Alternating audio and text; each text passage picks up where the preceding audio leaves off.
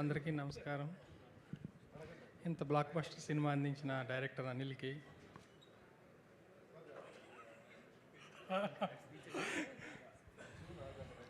ప్రేక్షకులకి, హీరో వెంకటేష్ గారికి, ఐశ్వర్య రాజేష్ గారికి,